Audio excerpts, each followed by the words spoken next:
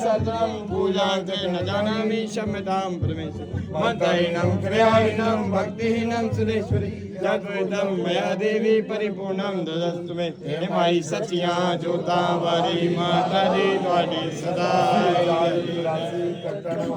माता दी तुहाडी सदा माता दी तुहाडी सदा रक्षा करने वाली माता दी तुहाडी सदा